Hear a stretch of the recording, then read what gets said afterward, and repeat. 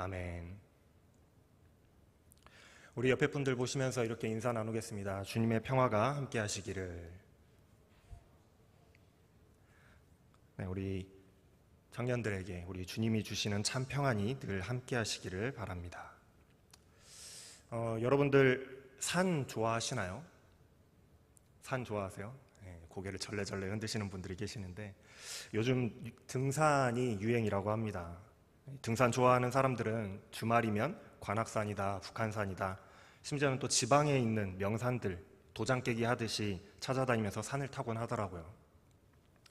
각자 나름대로 산을 오르는 여러 가지의 이유들이 있겠지만은 아마도 산 정상에 올라가서 보이는 그 탁 트인 전망과 시원한 바람, 그리고 그 산을 올랐다라는 그 성취감에 아마도 사람들은 산을 오르는 것일 겁니다. 산 정상에서 이렇게 내려다보는, 바라보는 뷰가 너무나도 멋지잖아요. 그렇죠? 참고로 저는 등산 싫어합니다. 저한테 등산 가자고는 하지 마세요. 제가 등산을 싫어하는 이유는 올라가는 과정이 너무 힘들어서 그래요. 힘들기도 하고 땀도 많이 나고 시간도 오래 걸리고 그래서 등산을 싫어합니다. 별로 좋아하지 않아요. 그런데 또 등산, 산에 올라가서 이 바라보는 풍경, 그 풍경이나 그 정상에 올랐다는 그 느낌, 그런 건 또 좋아합니다. 올라가는 걸 싫어하는데 그런 건 좋아해요. 그래서 차를 타고 정상에 올라갈 수 있는 산이라거나 아니면은 케이블카를 타고 올라갈 수 있는 산이라고 한다면 그건 오케이. 그거는 좋아합니다. 왜냐하면 쉽고 간편하게 올라갈 수 있기 때문이에요. 쉽고 간편하게 산으로 올라갈 수 있다라고 한다면 아마 등산을 싫어하는 사람은 없을 겁니다. 저도 그렇고요. 저도 그렇다고 하면 등산을 좋아할 것 같아요. 제가 갑자기 왜 등산의 이야기를 말씀을 드리는 이유가 뭐냐, 오늘의 설교에서 두 가지의 이 초점으로 말씀을 드리고자 등산에 대해서 먼저 말씀을 드렸어요. 한 가지는 우리는 왜 산에 올라야 되는가 하는 겁니다.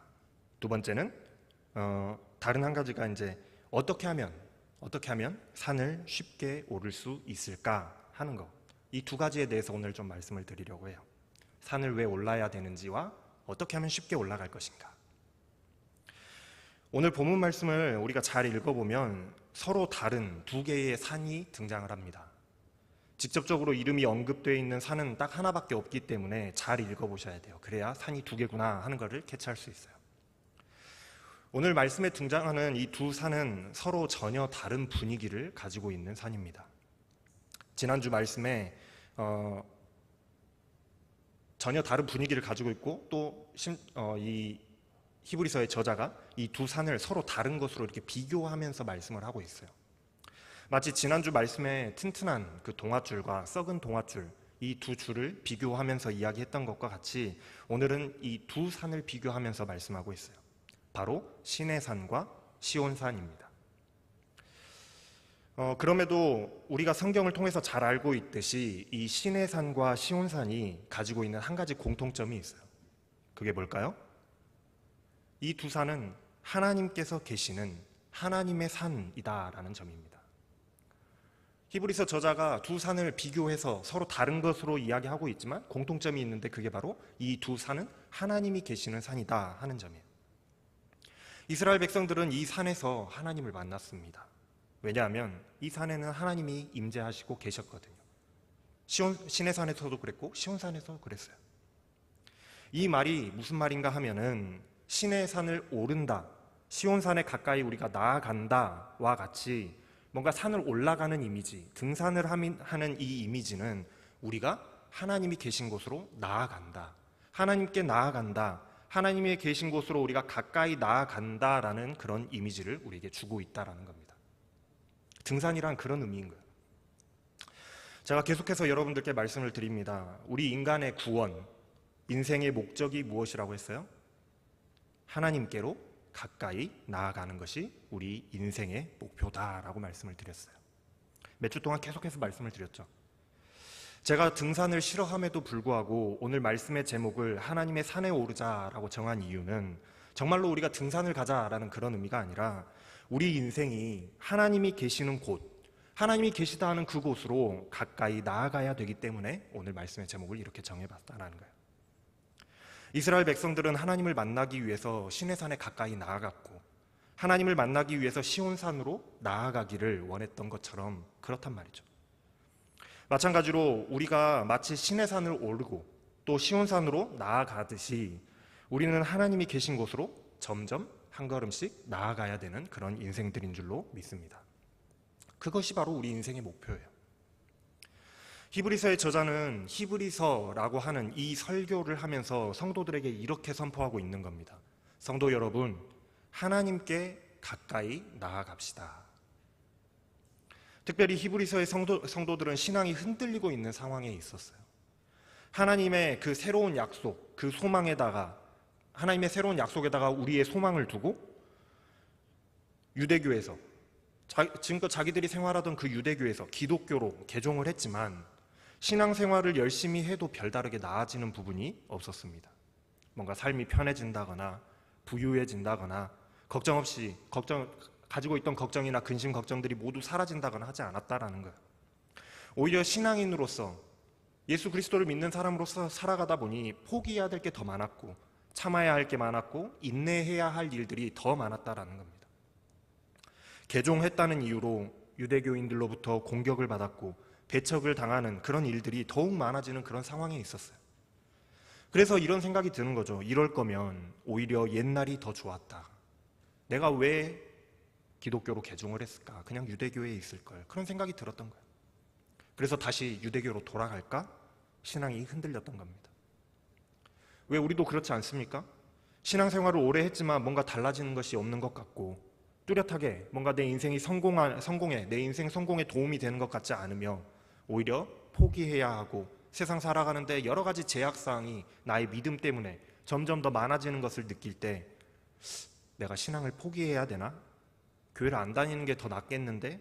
믿음이 흔들리고 약해지고 돌아서 버리게 되는 그런 일들이 우리의 신앙 속에서도 우리의 삶 속에서도 일어날 수 있다는 거예요. 그래서 교회 안에서 소리소문 없이 조용히 사라져간 성도들이 얼마나 많은지 몰라요. 대부분의 성도들이 그런 마음의 흔들림 때문에 사라져간 겁니다. 이렇게 믿음이 흔들리고 있는 성도들을 향해서 이 히브리서의 저자가 설교하고 있는 거예요. 오늘 본문 말씀이 있는 12장의 이 말씀은 사실상 히브리서의 결론에 해당하는 결론 부분입니다. 그래서 저자는 믿음이 흔들리고 있는 성도들에게 이렇게 말씀하고 있어요. 12장 1절 말씀입니다. 우리 앞에 수많은 믿음의 증인들이 있으니 우리도 무거운 짐과 얽매는 죄를 벗어버리고 우리 앞에 놓여진 경주를 인내함으로 달려갑시다. 이미 11장에서 어떤 믿음의 사람들이 어떻게 구원을 얻었는지에 대해서 어떤 믿음으로 구원을 얻었는지에 대해서 쭉 나열하고 있거든요. 11장에서 이미 나열하고 있어요. 그러니 이렇게 많은 믿음의 증인들이 우리 앞에 이미 있었으니 우리 흔들리지 말고 우리의 믿음을 끝까지 잘 지켜서 이 길을 끝까지 한번 잘 달려가 봅시다 라고 설교하고 있는 거예요. 그러면서 또한 이렇게 말씀합니다. 믿음의 근원이시며 완성자이신 예수님을 우리 바라봅시다. 예수님은 미래의 기쁨을 내다보시고 지금 당하는 부끄러움과 또 십자가의 고통을 참고 인내하셨습니다. 그렇게 예수님은 하나님의 보좌에 우편에 앉으셨습니다. 이렇게 고난을 참고 인내하신 예수님을 한번 여러분 생각해 보십시오. 예수님을 생각한다면 여러분은 낙심하거나 지쳐 쓰러지지 않게 될 겁니다. 여러분들도 예수님과 마찬가지로 죄와 맞서 싸우고 있지만 예수님처럼 여러분들이 피 흘리기까지 고통당하는 사람들은 없지 않습니까? 여러분들의 상황이 예수님보다 더 나으니까 예수님을 생각해 보시고 이것을 믿음으로 이겨내십시오. 이렇게 권면하고 있어요. 예수님은 우리에게 믿음이란 무엇인지, 하나님을 믿는다라는 게 도대체 뭔지 몸소 보여주셨고 이렇게 나를 따라오라고 우리의 모델이 되어주셨거든요. 그러니 우리는 우리가 믿음이 흔들릴 때마다 예수님을 생각해 봐야 되는 거예요. 예수님은 믿음을 위해서 끝까지 참고 인내하셨는데 나는 그것보다도 더 나은 상황에 있음에도 불구하고 내가 이렇게 흔들리고 있구나.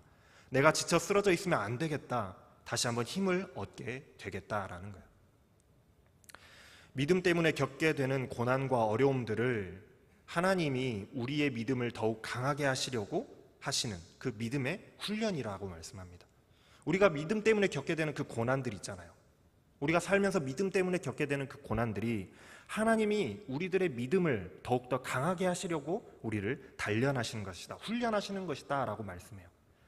마치 부모가 자녀를 훈육할 때에 더 잘 되고 부모를 조금 더 닮아가라고, 부모의 모습에 더 많이 닮아가라고 훈육하는 것과 같이 하나님께서도 그리스도인들의 삶 속에서 훈련을 시키시는데, 훈련을 시키시는 그 이유가 너희들이 좀 하나님을 닮아라, 하나님을 닮은 모습으로 성장해라 하고 자녀들을 성장시키기 위해서 믿음의 시련들이 있게 하신다, 훈련시키시는 것이다 라는 거예요. 하나님이 자신과 상관없는 자녀들, 내 자녀가 아니라고 한다면 왜 그렇게 힘들게 훈련을 시키시겠냐는 거예요. 여러분들이 하나님의 자녀니까 하나님이 훈련시키신다는 거죠.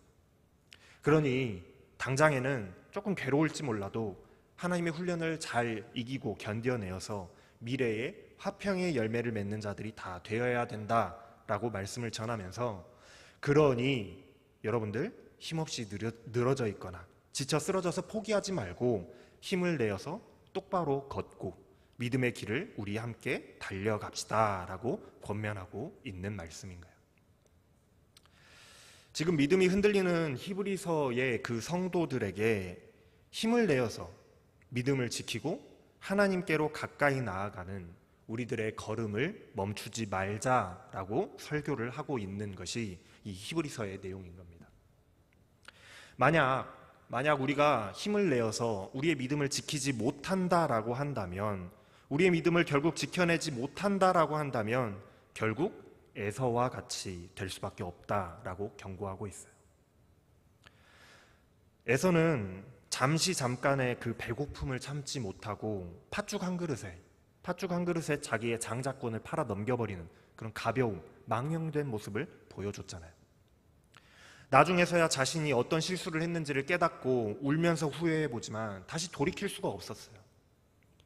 그런 것과 같이 우리 믿음의 사람들이, 우리 신앙인들이 하나님께서 우리에게 보여주시는 참 좋은 소망, 새로운 언약의 그 약속을 지금 당장 내가 지금 겪고 있는 그 조그마한 어려움, 조그마한 불편함, 그리고 차별과 공격에 못 이겨서 포기해버린다라고 한다면, 내가 그것들 때문에 나의 믿음을 포기해버린다라고 한다면 나중에 다시 돌이키고 싶어도 돌이킬 수 없게 될 것이다 라고 경고하고 있습니다. 이제 오늘 본문 말씀에 처음 말씀드렸던 이 두 개의 산이 이제 등장해요. 18절 말씀입니다.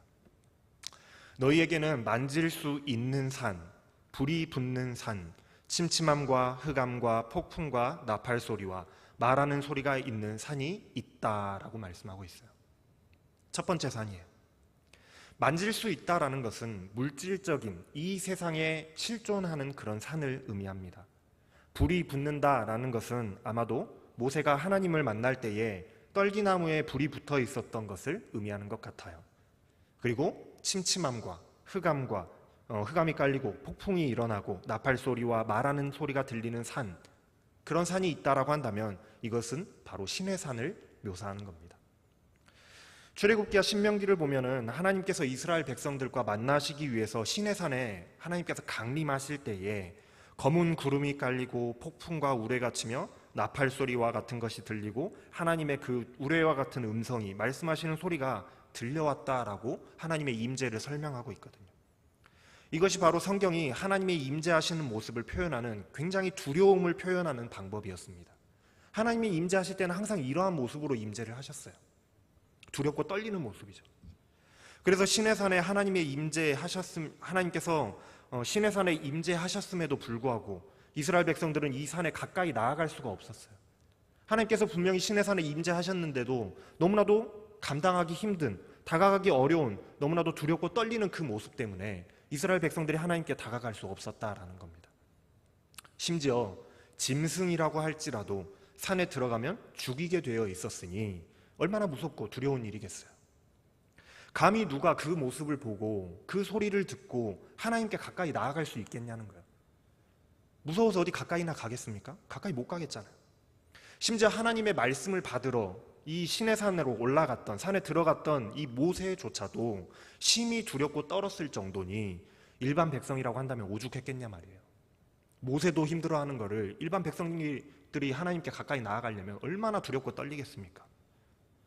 지금 설교자는 신의 산을 매우 두렵고 떨리는 굉장히 부정적인 모습으로 묘사를 하고 있어요. 신의 산은 너무나도 두렵고 떨려서 우리가 가까이조차 갈 수 없는 그런 부정적인 곳으로 묘사를 하고 있단 말이죠. 하지만 다행인 것은 그렇게 두렵고 떨리는 신의 산이 우리 앞에 놓여져 있는 것은 아니다라고 말해요. 그런 산이 있지만 우리 앞에 놓여져 있는 것은 아니래요. 우리 앞에는 시온산이 놓여져 있다라고 말씀하고 있습니다. 신의 산, 두렵고 떨리는 신의 산이 우리 앞에 놓여져 있는 것이 아니라 시온산이 우리 앞에 놓여져 있다. 우리 앞에 시온산은 신의 산과는 다른 모습으로 묘사됩니다. 신의 산은 두렵고 떨리는 그런 산이었잖아요. 그런데 시온산은 그것과는 다른 모습이에요. 이 땅의 산이 아닌 하늘에 계신 하나님의 산이요, 하나님의 성인 하늘 예루살렘이 있는 산이고, 천만의 천사들과 하늘에 기록된 장자들과 교회와 심판자이신 하나님과 모든 의인의 영들과 중보자이신 예수님께서 함께하는 그런 모임이 있는 산이다라고 묘사하고 있어요. 시온산이 바로 그런 산이라는 겁니다. 여기에서 모임이라고 하는 것은요, 그냥 모여있는 그런 수준의 모임을 이야기를 하는 게 아니에요. 축제나 잔치와 같은 상황을 묘사해서 모임이라고 하는 겁니다. 그러니까 시온산은 천국의 잔치가 열리는 산으로 묘사하고 있는 거예요. 천국 잔치가 열리는 산. 신의 산은요, 그 누구도 다가갈 수 없는 두렵고 떨리는 산으로 묘사하고 있는 반면에 시온산은 천사도, 하나님의 백성들도, 모든 의인의 영들도, 심지어 심판자이신 하나님과 중보자이신 예수님까지도 함께 모여서 축제를 여는 기쁨과 평화가 가득한 산으로 묘사되고 있다라는 거예요. 두 개가 너무나도 다른 모습으로 묘사되고 있잖아요. 우리 앞에는 두렵고 떨리는 그런 신의 산이 있는 것이 아니라 이렇게 기쁨의 산, 축제의 산, 잔치의 산인 시온산이 우리 앞에 놓여져 있다라는 거예요. 무슨 말인가 하면은 신의 산은 유대교를 의미하고 있습니다. 옛 언약을 받았던 산이잖아요. 신의 산은 율법을 받았던 산이 신의 산이잖아요. 그래서 옛 시대에는 누구도 감히 하나님께 가까이 다가갈 수 없었고, 하나님의 산을 올라서 하나님을 뵐 수조차 없었던 것과는 달리 우리 앞에는 새로운 소망의 시대가 놓여져 있다라는 거예요. 천사들과 성도들과 하나님과 예수님과 모두가 다 함께 기쁨의 축제를 여는 산이라고 한다라면, 여러분들은 이 두 산 중에 어떤 산을 더 가고 싶으세요? 여러분들에게 이 두 산이 눈앞에 있다고 하면 여러분들은 어떤 산을 등산하고 싶으십니까? 어느 산이 더 가기에 쉽겠어요? 당연히 시온산이겠잖아요. 시온산은 새 언약, 새로운 소망이신 예수 그리스도, 기독교를 의미하고 있는 겁니다. 신의 산, 유대교와 시온산, 새로운 기독교를 비교하고 있는 거예요. 그런데 참 재미난 사실은 신의 산도 또 시온산도 유대교도 기독교도 모두가 다 하나님이 계시는 산이다라는 사실이에요. 그렇죠? 둘 다 우리가 이 산을 두려워하고 이 산을 기뻐하긴 하지만 두 산 모두 다 하나님이 계시는 산이라는 거예요. 분위기는 달라도 두 산 모두 다 하나님께로 가까이 나아가고자 하는 그런 산인데, 왜 하나는 그 산에 오를 수 없을 정도로 두렵고 떨리며 왜 하나는 그 산이 너무나도 가고 싶게끔 기쁘고 즐거운 산일까, 오르기 쉬운 산일까 하는 질문이 우리들 안에 생깁니다. 왜 그럴까요? 무슨 차이가 있는 걸까? 도대체 이 두 산에는 무슨 차이가 있을까요? 바로 누구와 그 산을 함께 올라가느냐의 차이가 있습니다. 누구와 함께 올라가느냐. 예전에 제 아버지가 저에게 이런 말씀을 해주셨어요. 목회라는 사역자의 길이 얼마나 힘들고 또 외롭고 지치는 길인지를 너무나도 잘 아시는 그 선배 목사님으로서 이 후배인 아들 목사에게 이런 말씀을 해주시더라고요. 네가 하려고 하면은 너무나도 힘들고 어려운 길이지만 예수님과 함께하면 너무나도 쉽고 편한 길이다. 이런 말씀을 해주시더라고요. 제가 그 말씀을 아직도 기억하고 있어요. 제가 예전에 사역했던 부서에서 선생님이 한 분 계시는데, 그 선생님이 경찰청의 본청에서 근무하시는 직원분이셨습니다. 한 번은 선생님이 저에게 식사 대접을 하고 싶다고 하셔가지고 함께 맛있는 밥을 먹고 경찰청의 그 내부도 안에 들어가서 경찰청이 어떤 데인지도 구경시켜 주시고 직원 카페에서 그 안에 있는 직원 카페에서 커피도 사주셨어요. 여러분들 경찰청 가보셨어요? 가보신 분들 안 계시죠? 나만 가봤죠? 파출소에 갈 일도 없었던 제가 경찰청을 가서 보니까 이 들어가는 문이 되게 복잡하대요. 경찰청에 그 철창살로 되어 있는 그 회전문이 있어요. 그 회전문으로 들어가서 방문 목적도 기록해야 되고 엑스레이 검사기 같아요. 그런 데다가 뭐 소지품도 넣어서 검사를 받아야 되는 것 같아 보였어요. 아무튼 뭐 들어가려면 굉장히 절차가 까다로워 보였습니다. 굉장히 복잡해 보였어요. 그런데 저는요, 그런 거 하나도 없이 거기를 들어갔습니다. 경찰청을 그냥 그런 거 하나도 없이 들어갔어요. 왜일까요? 왜겠습니까? 함께 갔던 사람이 경찰청 직원이었기 때문에 그래요. 그 입구에 바로 옆에는 직원 전용 통로가 있었는데 그 직원 전용 통로를 통해서 그냥 직원 그 신분증 카드 하나 띡 찍고 들어가니까 손쉽게 들어갈 수 있더라고요. 저는 그냥 그 뒤를 따라서 그냥 쫄래쫄래 들어갔을 뿐입니다. 마찬가지예요. 우리가 하나님이 계신 산에 올라가서 하나님 앞으로 우리가 나아가려고 할 때에 내 힘과 내 능력과 나의 믿음으로 하나님께 나아가려고 했더니 그 길이 얼마나 힘들고 고달프며 또 번거롭고 좌절뿐이었던지 모른다라는 거예요. 과거의 유대교의 율법을 따라서 내가 노력하여서 하나님의 그 기준에 맞춰서 하나님이 계신 곳으로 내가 나아가려고 하나님의 산에 올라가려고 했더니 그 산이 마치 신의 산과 같이 불 붙고 흑암이 끼고 폭풍이 치고 두려운 소리가 나는, 잘못 접근했다가는 죽을 수밖에 없는 두려움의 산일 수밖에 없었다라는 거예요. 그때는 그랬다라는 겁니다. 그런데 똑같은 하나님이 계시는 산이지만 그 길을 나 혼자 가는 것이 아니라 중보자 되시는 예수님을 따라서, 예수님의 뒤를 따라서 예수님의 피 흘리신 그 흘리신 피를 힘입어서 마음의 뿌림을 받아 악한 양심을 벗어버리고 몸은 맑은 물로 씻음을 받았으니 참 마음과 온전한 마음 믿음으로 하나님께 나아가자. 히브리서 10장 22절 지난주의 말씀입니다. 지난주의 말씀과 같이 그렇게 예수님의 뒤를 따라갔더니 그저 두렵고 도저히 가까이 다가갈 수 없었던 하나님이 계시는 그 산이, 그 계시는 산으로 우리가 담대히 나아갈 수 있게 되었다라는 거예요. 그 길이, 하나님께로 나아가는 그 길이 더 이상 두렵고 떨리는 무서운 길이 아니요, 하나님과 예수님과 천사들과 모든 성도들이 함께 축제를 여는 기쁨과 화평의 길이 되었다라는 사실이에요. 예수님과 함께 갔더니 하나님께 가는 그 산길이 너무나도 쉽더라는 겁니다. 그래서 지난주 말씀 10장 19절 말씀에 이렇게 말씀했던 거예요. 그러므로 형제들아 우리가 예수의 피를 힘입어 성소에 들어갈 담력을 얻었나니. 혼자 가려고 했을 때에는 그렇게 두렵고 떨리는 산이었던 그 신의 산, 하나님이 계시는 산이 예수의 피를 힘입어 우리가 나아갔더니 너무나도 쉽고 너무나도 기쁜 축제의 산, 시온산이 되는 것. 시온산이 되는 겁니다. 우리가 예수의 피를 힘입어 하나님께 나아갈 담력이 거기에서 생겼다라는 거예요. 예수님과 함께 갈 수 있다라는 것. 거기에서 하나님께 나아갈 수 있는 담력이 생긴 겁니다. 우리의 중보자 되시는 예수님의 뒤를 따라갔더니 하나님의 계시는 산에 오르는 그 길이 너무나도 쉽고 편하며 기쁘고 감사한 길이 되었고 당당한 걸음이 되었더라는 사실이에요. 자, 이제 지금까지 말씀을 한번 정리를 해보겠습니다.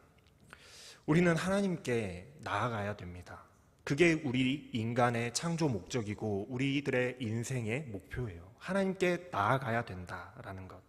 그렇기 때문에 우리는 하나님이 계시는 산을 올라가야 되는 거예요.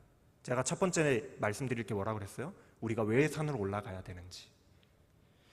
우리가 하나님의 산에 올라야 되는 이유는 하나님께 가까이 나아가기 위해서입니다. 그런데 우리가 옛 율법을 따라서 나의 열심으로 그 산을 올라가려고 한다면 너무나도 힘들고 고단한 길이 될 거예요. 그 길이, 하나님께 나아가야 되는 그 길이 내 힘으로, 내 능력으로, 내 노력으로 가려고 하면 너무나도 힘든 길이라는 거죠. 마치 출애굽 때에 이스라엘 백성들이 시내산 앞에서 두려움 중에 하나님의 임재를 경험했던 것과 같이 그 산은 그냥 두려움의 산일 겁니다. 하나님이 계시지만 그 산은 두려움의 산일 거예요.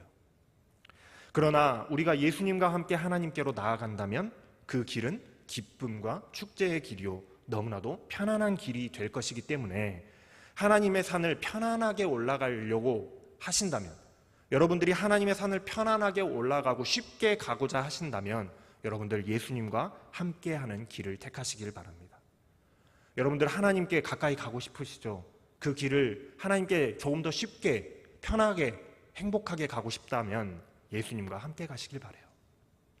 이것이 지금 히브리서의 설교자가 성도들에게 너희가 왜 다시 유대교로 돌아가서는 안 되는지, 왜 믿음을 포기하고 세상으로 돌아가서는 안 되는지에 대해서 경고하고 있고, 왜 예수님과 함께 지금의 신앙을 너희들이 지켜나가야 되는지에 대해서 권면하고 있는 이 히브리서 내용의, 히브리서 설교 전체의 내용의 핵심이라고 할 수가 있어요.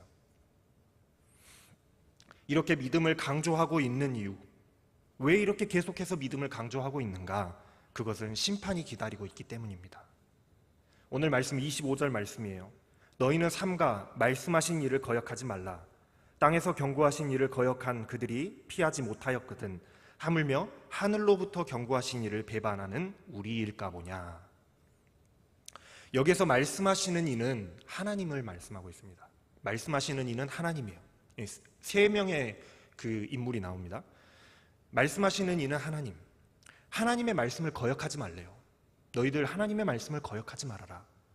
땅에서 경고한 이라고 하는 사람은 모세를 두고 이야기하는 겁니다. 모세가 하나님의 말씀을 받아서 백성들에게 경고했지만 백성들은 그 말씀을 받고도 거역했잖아요. 그래서 결국은 하나님께 심판을 받았습니다. 하나님께 심판을 받았다라는 거예요.